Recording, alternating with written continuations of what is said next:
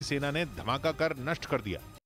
और महायुद्ध में रूस के हमलों में यूक्रेन के कई इलाके तबाह भी हो गए हैं। वहां पर इरपिन के पास एक ऐसे ही इलाके में न्यूज 18 की टीम पहुंची। इरपिन के पास एक पेट्रोल पंप रूसी हमले में पूरी तरह से तबाह हो गया है। इरपिन के पास ताजा हालात का न्यूज 18 रिपोर्टर जसप्रीत कौर ने जायजा लिया।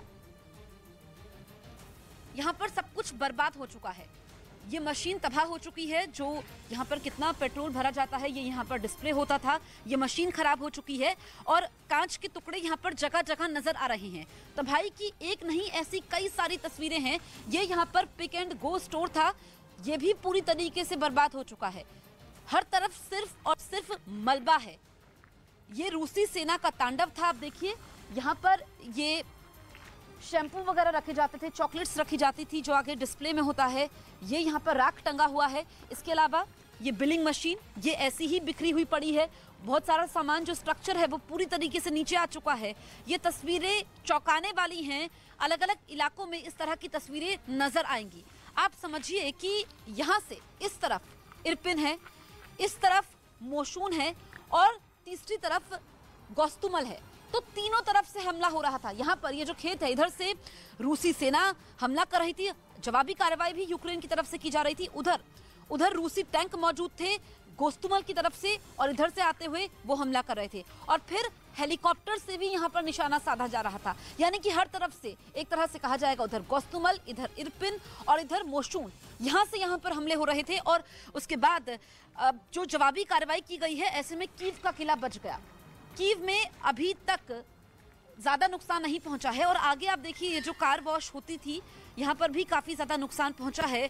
ये बिखरा हुआ सामान और यहाँ से अभी तक मलबे को हटाया नहीं गया है क्योंकि कई ऐसे इलाके हैं जहाँ पर दोबारा से जिंदगी को पटरी पर लाना, दोबारा से चीजों को शुरू करना बहुत मुश्किल है। काफी समय लगेगा। एक तो फंड्स की जरूरत है, उसके अलावा जीरो से शुरू करना ये किसी के लिए भी आसान नहीं होता है, बहुत मुश्किल होता है और वो भी तब जब युद्ध चल रहा है। ये युद्ध कब खत्म होगा किसी को मालूम नहीं है। ये आप देखिए ये कार वॉश होती थी और उसके पीछे करम आप यहाँ से आइए, वो तस्वीरें दिखाइए। ये पूरा सामान बिखरा हुआ है। दरअसल यहाँ पर कार की एक्सेसरीज बनती थी और जो स्ट्रक्चर हम दिखाते हैं ये देख करके समझ में आता है कि ये नया बना हुआ था और काम शुरू ही हो रहा था। कुछ सामान था, ये पूरी तरीके से तहस नहस हो चुका है, सब कुछ बिखर गया है। ये पीछे आप देखिए कई घर भी इससे सटे हुए थे जो इसकी जद में आ गए। ये सामने घर में गीजर आप देख सकते हैं, उधर कुछ कपड़े भी टंगे हुए हैं। तो यहाँ पर लोगों के आशियाने उजड़े, न सिर्फ लोगों के आशियाने उजड़े बल्कि उनका सब कुछ उजड़ गया। उनके अपने उनसे दूर हो गए, उनकी बसी बसाई जिंदगी वीरान हो गई और अब उनको समझ में नहीं आता है कि वो जाएं तो जाएं कहां, करें तो करें क्या। कैमरा पर्सन करम सिंह के साथ Jaspreet Kaur, Ukraine, news 18 India. दक्षिण कोरिया में नई सरकार बनने के बाद उत्तर कोरिया के शासक किम जोंग उन से उसके टकराव की आशंका बढ़ गई। वहां पेशे से वकील यून सुक योल ने राष्ट्रपति पद की शपथ ली और शपथ लेने के साथ ही उन्होंने दक्षिण कोरिया की सत्ता संभाल ली। लेकिन खबर है कि राष्ट्रपति पद की शपथ लेने के तुरंत बाद ही यून ने एक ऐसा बयान दे दिया जो किम जोंग उन को भड़का सकता है। उन्हीं किम को जो इस साल की शुरुआत से ही लगातार बैलिस्टिक मिसाइल का परीक्षण करने में जुटे हुए हैं। बताया गया कि इस साल उत्तर कोरिया अब तक 13 बार बैलिस्टिक मिसाइल दाग कर दुनिया को अपनी ताकत दिखा चुका है। यही नहीं, 25 अप्रैल को अपनी सेना के 90वें स्थापना दिवस पर हुई परेड में किम ने अपने जिस प्लान को दुनिया के सामने रखा वो बेहद खतरनाक था। उन्होंने साफ कर दिया था कि वो अपने देश की परमाणु ताकत को और बढ़ाएंगे, वो भी पहले से तेज रफ्तार से। जबकि शपथ लेने के साथ ही यून सुक योल ने ये बता दिया कि उन्हें किम के परमाणु जखीरे के खात्मे के लिए जो भी कदम उठाने होंगे वो उठाएंगे। यही नहीं, यून ने तो सत्ता संभालने से पहले ही उत्तर कोरिया को लेकर अपने इरादे साफ कर दिए थे। जब उन्होंने एक इंटरव्यू के दौरान ये चेतावनी तक दे दी थी कि अगर उन्हें जरा भी भनक लगी कि उत्तर कोरिया उनके देश पर हमला करने वाला है तो वो पहले ही उस पर हमला कर देंगे। यून का ये बयान उत्तर कोरिया के शासक किम जोंग उन को दी गई सीधी धमकी के तौर पर देखा गया और माना जा रहा है कि यून के इस तरह के बयान से दक्षिण कोरिया और उत्तर कोरिया के बीच तनाव और बढ़ सकता है, क्योंकि किम ने भी पिछले महीने कुछ इसी तरह की भड़काने वाली भाषा बोली थी। उत्तर कोरिया की न्यूज एजेंसी के मुताबिक किम ने अपने भाषण में उनके देश को धमकी देने वाले किसी भी दुश्मन का सफाया कर देने की बात कही थी। ऐसे में देखा जाए तो दोनों देशों के प्रमुखों के बीच ज़बानी जंग छिड़ गई है और माना जा रहा है कि आने वाले दिनों में यून और किम के बीच का ये टकराव और बढ़ सकता है। दिल्ली में कुतुब मीनार का नाम बदलने की मांग उठाई गई। दिल्ली में कुतुब मीनार के बाहर कुछ हिंदूवादी संगठनों से जुड़े लोगों ने प्रदर्शन किया और इसका नाम विष्णु स्तंभ करने की मांग उठाई। लोग बड़े बड़े बैनर और पोस्टर के साथ यहां पहुंचे। यूपी के मेरठ में दो गुटों के बीच हुए विवाद में जमकर पत्थरबाजी हुई और इसमें 10 से ज्यादा लोग घायल हो गए।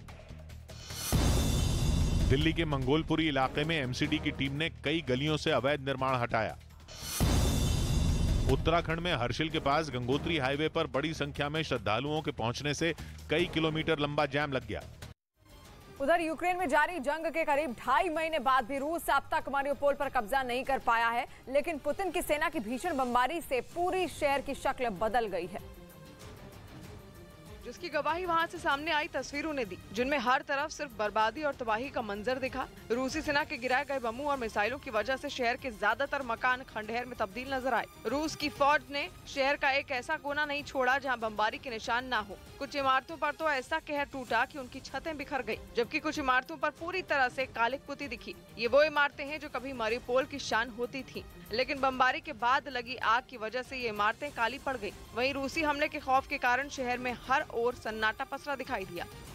दुनिया की सबसे बड़ी निजी सैटेलाइट कंपनी स्पेसएक्स चलाने वाले एलॉन मस्क अब दुनिया में एक नई जंग की वजह बन सकते हैं। इस बात का साफ संकेत मिलने लगा है कि बहुत तेजी से दुनिया अब स्पेस वॉर की तरफ बढ़ रही है। यहां तक कि खुद एलॉन मस्क को भी उनकी जान पर खतरा महसूस हो रहा है। रूस की तरफ से उन्हें खुली धमकी तक दे दी गई और साफ कहा गया कि एलॉन मस्क अब अंजाम भुगतने के लिए तैयार रहें।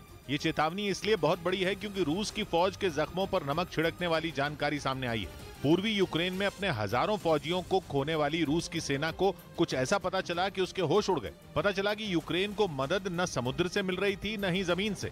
जिस आसमान में रूस के सबसे खतरनाक फाइटर जेट चक्कर लगा रहे थे, वही आसमान यूक्रेन की मदद कर रहा था। हजारों किलोमीटर ऊंचाई से एलॉन मस्क के सैटेलाइट यूक्रेन के मसीहा बने हुए थे, जिन्हें ना तो रूस की फौज देख सकती थी और न ही उनसे आ रहे सिग्नल जैम किए जा सकते थे। जबकि पूर्वी यूक्रेन के जिन शहरों को रूस की फौज ने घेरा, उनका इंटरनेट पूरी तरह से ठप कर दिया गया था। मतलब ये कि यूक्रेन के शहरों को जब रूस अपनी मुट्ठी में बंद कर रहा था, तब मस्क यूक्रेन के सबसे बड़े मददगार बन रहे थे। ये खबर रूस को एक ऐसे शख्स ने दी जो पुतिन के सबसे करीबी लोगों में एक है, रूस की स्पेस एजेंसी के डायरेक्टर जनरल दिमित्री रोगोजिन। दावा है कि यूक्रेन की फौज के कमांडर को मारियोपोल ऑपरेशन के वक्त गिरफ्तार किया गया था। जब उसकी पूछताछ हुई तो स्टारलिंक सैटेलाइट का भेद खुल गया। स्टारलिंक एलॉन मस्क की कंपनी स्पेसएक्स का एक बहुत बड़ा प्रोजेक्ट है, जिसके जरिए वो पूरी दुनिया को सस्ता और तेज इंटरनेट देने का सपना कई साल से दिखा रहे हैं। और इसके लिए सैकड़ों छोटे सैटेलाइट अंतरिक्ष में भेजे भी जा चुके हैं, लेकिन प्रोजेक्ट पूरा होने से पहले ही यूक्रेन के काम आने लग गया और स्टारलिंक की ही मदद से यूक्रेन की फौज को रूस की सेना के हर कदम की जानकारी भी मिल रही थी, जिसकी वजह से रूस को बड़ा नुकसान होने की खबर है। दिमित्री रोगोजिन के बयान के बाद रूस की खींच सामने आ गई। मारियोपोल यूक्रेन का एक ऐसा शहर है जो आसमानी हमलों की वजह से खंडहर में बदल चुका है। रूस जिस शहर पर कुछ घंटों में कब्जा कर सकता था, उसे मुट्ठी में बंद करने में कई हफ्ते लग गए। रूस के हजारों सैनिकों की जान मारियोपोल में चली गई। इसीलिए स्टारलिंक से यूक्रेन को मिलने वाली मदद की खबर के बाद रूस की झुंझलाहट सामने आ गई। रोगोजिन ने धमकी दी कि वो सीधा सीधा एलॉन मस्क को जिम्मेदार मानेंगे। यूक्रेन की जंग में एलॉन मस्क का नाम पहली बार खुलकर सामने आया। हालांकि पहले भी यूक्रेन को स्टारलिंक से मदद मिलने की चर्चा जरूर छिड़ी थी, लेकिन खुलकर किसी ने एलॉन मस्क, स्पेसएक्स या स्टारलिंक का नाम नहीं लिया था। लेकिन इस बार तो रूस की स्पेस एजेंसी के डायरेक्टर जनरल ने ही मस्क पर हमला बोल दिया, क्योंकि खबर यह है कि एलॉन मस्क की कंपनी स्पेसएक्स का अमेरिका पूरी तरह जंग में इस्तेमाल कर रहा है। एलॉन मस्क के जिस स्टारलिंक प्रोजेक्ट पर हंगामा मचा है, उसके जरिए वो पूरी दुनिया को सस्ता ब्रॉडबैंड इंटरनेट देना चाहते हैं। हालांकि इस प्रोजेक्ट को शुरू होने में अभी कुछ साल का वक्त बाकी है और इसमें अभी हजारों सैटेलाइट जोड़े जाने बाकी हैं, लेकिन दावा यह किया जा रहा है कि यूक्रेन की फौज स्टारलिंक के जरिए इंटरनेट का पूरा इस्तेमाल कर रही है। अमेरिका ने यूक्रेन की मदद के लिए जो हथियार भेजे, कहा जा रहा है कि उनमें स्टारलिंक के कुछ उपकरण भी थे, ऐसे उपकरण जिनकी मदद से स्टारलिंक की सैटेलाइट से कनेक्शन जोड़ा जा सके और इंटरनेट इस्तेमाल किया जा सके। मतलब ऐसा इंटरनेट जिसके बारे में कोई सोच भी नहीं सकता और जिसके नेटवर्क को कोई रोक नहीं सकता। सीधा सैटेलाइट से यूक्रेन की फौज को इंटरनेट मिल रहा था। और खबर तो यह है कि केवल इंटरनेट ही नहीं मिल रहा था, बल्कि सैटेलाइट से सटीक तस्वीरें भी यूक्रेन की फौज को दी जा रही थीं। इससे पहले मॉस्को जहाज के डूबने में भी मस्क की भूमिका होने की खबरें सामने आई थी। कुछ जगहों पर ऐसा दावा किया गया था कि मस्क के सैटेलाइट की मदद से यूक्रेन को मॉस्को की बिल्कुल सटीक जानकारी मिल गई थी। जंग में मारे गए रूस के कई कमांडरों की लोकेशन भी यूक्रेन को इसी तकनीक से मिलने का दावा किया जा चुका है।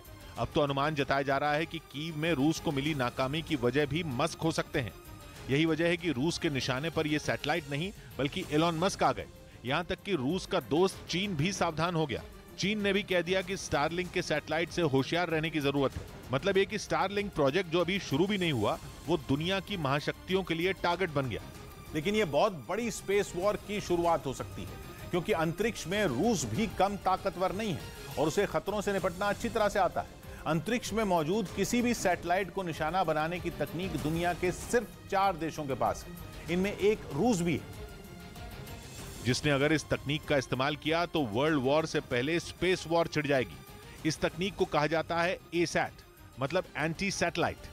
एलोन मस्क की कंपनी को सबक सिखाने के लिए रूस ने अगर एसैट का इस्तेमाल किया तो तबाही के नए चैप्टर की शुरुआत होगी।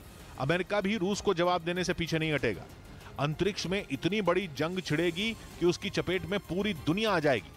रूस से मस्क को मिली चेतावनी के बाद मस्क ने तो अपनी जान का खतरा बता दिया, लेकिन जरूरी नहीं कि खतरा एलोन मस्क पर हो। मुमकिन है कि रूस स्टारलिंक को टारगेट बनाने की तैयारी में लगा हो। स्पेसएक्स एक अमेरिकी कंपनी है जो अमेरिका से लाइसेंस लेकर ही सैटेलाइट अंतरिक्ष में भेजती है। अगर हमला मस्क के सैटेलाइट पर भी हुआ तो वो हमला अमेरिका पर ही होगा। साफ है कि जमीन पर नेटो या अमेरिका से रूस की फौज के भिड़ने में भले ही वक्त हो, लेकिन स्पेस वॉर दुनिया के सिर पर मंडराती दिखने लगी है। यूक्रेन पर रूस के सैनिक लगातार हमले कर रहे हैं और इन सबके बीच यूक्रेन की सेना भी करारा जवाब दे रही है। अमेरिकी खुफिया विभाग का यह दावा है कि युद्ध रूस को बड़ा नुकसान पहुंचा है और अमेरिका के मुताबिक यूक्रेन के जवाबी हमलों में रूस के करीब 10 जनरलों की अब तक मौत हो चुकी है। लगातार हमले हो रहे हैं और अब ये अमेरिकी खुफिया एजेंसी का बड़ा दावा यहाँ निकलकर जो सामने आया है उसके हिसाब से युद्ध में अब तक 10 रूसी जनरल ऐसे हैं जिनकी मौत हो चुकी है। रूस की सेना ने लड़ाकू हेलीकॉप्टर से बम बरसाकर यूक्रेन के कई सैन्य ठिकानों को तबाह करने का दावा किया। हमला किस इलाके में हुआ इसका पता नहीं चल सका, लेकिन इसका एक वीडियो रूस की तरफ से जारी किया गया, जिसमें रूसी सेना का एक लड़ाकू हेलीकॉप्टर आसमान से दुश्मन के ठिकानों को ध्वस्त करने के लिए ताबड़तोड़ रॉकेट दागता दिखा। इस हमले से पहले रूसी सेना के इस लड़ाकू हेलीकॉप्टर को तैयार किया गया। जो वीडियो जारी किया गया उसमें पुतिन की सेना का एक जवान हेलीकॉप्टर में मिसाइल और रॉकेट फिट करता नजर आया। हथियारों से लैस होने के बाद वो हेलीकॉप्टर कुछ ही पलों में आसमान में पहुंच गया। इसके बाद जमीन पर मौजूद दुश्मन के ठिकानों को टारगेट कर एक के बाद एक कई रॉकेट दाग दिए गए। अपने काम को अंजाम देने के बाद रूसी सेना का वो हेलीकॉप्टर बेस पर सुरक्षित लौट आया। रूस का दावा है कि इस हमले में यूक्रेन की सेना के कई ठिकाने तबाह हो गए। और मुंबई के कल्याण रेलवे स्टेशन पर एक जवान की सूझबूझ से एक महिला की जान बच गई। मुंबई के कल्याण रेलवे स्टेशन पर ट्रेन में चढ़ने की कोशिश करते वक्त नीचे गिरी महिला को वहां तैनात रेलवे पुलिस के जवान ने बचा लिया। विमान में शराब पीकर ड्यूटी करने वाले एयरलाइंस के कर्मचारियों पर सरकार ने कार्रवाई करते हुए 9 पायलट और 32 क्रू मेंबर को सस्पेंड कर दिया। राजस्थान के दौसा में एक शादी समारोह में खाना खाने के बाद 100 लोगों की तबीयत बिगड़ गई, जिन्हें पास के अस्पताल में भर्ती कराया गया। अफगानिस्तान की राजधानी काबुल में कुछ महिलाओं ने तालिबान के खिलाफ मोर्चा खोल दिया। बताया गया कि उन महिलाओं का गुस्सा तालिबान के घर से बाहर बुर्का पहनने वाले फरमान पर फूटा। वो भी इतना जबरदस्त कि वो काबुल की सड़कों पर आकर उसे जाहिर करने से खुद को रोक नहीं पाई। सामने आई तस्वीरों में कुछ महिलाएं हाथों में पोस्टर लेकर तालिबान का विरोध करती दिखी। इस दौरान उन्होंने जमकर नारेबाजी भी की। प्रदर्शन कर रही ये महिलाएं रास्ते में तालिबान के एक लड़ाके से टकरा गईं। बस फिर क्या था, बात ऐसी बिगड़ी कि वो उस पर बरस पड़ी। ये महिलाएं काबुल के कई इलाकों से गुजरी और उन्होंने राजधानी के कोने कोने तक अपनी आवाज पहुंचाने की कोशिश की। क्योंकि तालिबान ने सत्ता पर काबिज होते ही वहां की महिलाओं के लिए कुछ नियम बना दिए थे, जिसे कि महिलाओं को घर से बाहर निकलने पर बुर्का पहनना ही होगा और वो सड़कों पर किसी भी करीबी रिश्तेदार के बगैर नहीं निकल सकती। यहाँ तक कि वहाँ महिलाएं घर की बालकनी या खिड़की के पास भी नहीं खड़ी हो सकती। उनके किसी भी सार्वजनिक कार्यक्रम का हिस्सा बनने पर भी रोक लगा दी गई। यही नहीं, तालिबान ने महिलाओं के फोटो खिंचवाने पर भी पाबंदी लगा दी और उनसे अपने मर्जी से शादी करने का अधिकार भी छीन लिया। इस बीच दावा किया गया कि अगर अमेरिका और चीन की लड़ाई हुई तो बीच में जापान पिस जाएगा। ऐसा केवल दुनिया के मौजूदा हालात की वजह से नहीं, बल्कि जापान की भौगोलिक स्थिति की वजह से कहा जा रहा है। क्योंकि 4 बड़े और कई छोटे छोटे द्वीपों से मिलकर बने जापान के कई इलाके चीन के नजदीक हैं। कहा जा रहा है कि इन इलाकों पर चीन की नजर है। यही नहीं, माना जा रहा है कि अगर चीन ने अपनी पूरी ताकत लगा दी तो वो जापान से उन्हें छीन